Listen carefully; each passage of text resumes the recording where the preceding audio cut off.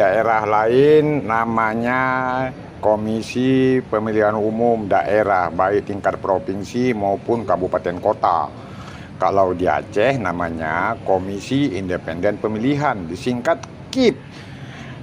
KIP di Aceh direkrut melalui pansel dan selanjutnya diserahkan kepada DPR provinsi dan DPR kabupaten kota. Kalau untuk KIP provinsi Aceh diserahkan kepada DPR provinsi Aceh, komisi yang bidangi hukum dan politik.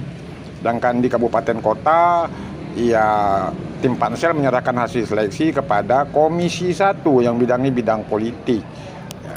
Di Aceh Tamiang seleksi tahapan sudah dilakukan oleh pansel maupun komisi 1. Bahkan sudah diparipurnakan oleh DPRK Aceh Tamiang dengan berbagai macam persoalan dan gonjang-ganjing terkait rekrutmen calon komisioner Komisi Independen Pemilihan Kabupaten Aceh Tamiang periode 2023-2028. Hasil paripurna itu juga sudah diserahkan oleh Komisi 1 DPRK Aceh Tamiang kepada KPU Pusat di Jakarta beberapa waktu yang lalu. Namun sampai saat ini SK tentang komisioner Komisi Independen Pemilihan Kabupaten Aceh Tamiang belum juga diterbitkan oleh KPU Pusat.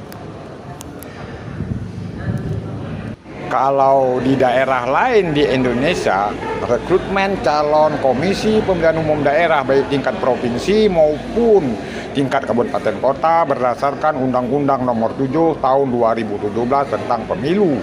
Sedangkan jika di Aceh, rekrutmen calon Komisi Independen Pemilihan tingkat provinsi maupun kabupaten kota berdasarkan Kanun Aceh Nomor 6 Tahun 2016 sebagaimana dirubah dengan Kanun Aceh Nomor 6 Tahun 2018 tentang penyelenggaraan pemilu dan pemilihan di Aceh.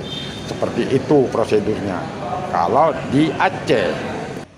Khusus untuk di Kabupaten Aceh Tamiang, Komisi 1 telah membawa berkas tersebut ke KPU Republik Indonesia di Jakarta. Namun sampai dengan saat ini pada hari Selasa tanggal 8 Agustus tahun 2023, SK Komisi Independen Pemilihan Kabupaten Tamiang belum juga terbit.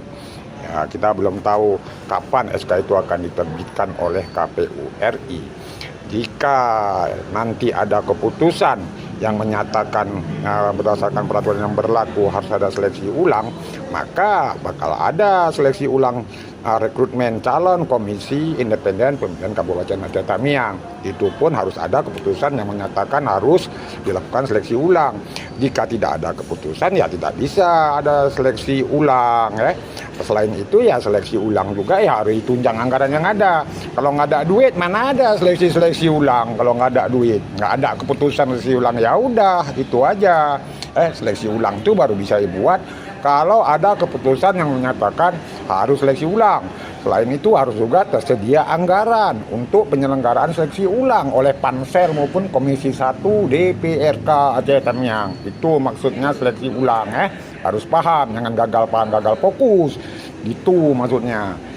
Supaya mengerti seleksi ulang kalau ada keputusan dari KPU RI menyatakan harus ulang ataupun ada keputusan pengadilan yang menyatakan harus diulang. Selain itu harus ada duit untuk melakukan seleksi ulang. Mana bisa free aja, kata gratis saja. Yang gratis itu hanya memandang bintang dan bulan di langit,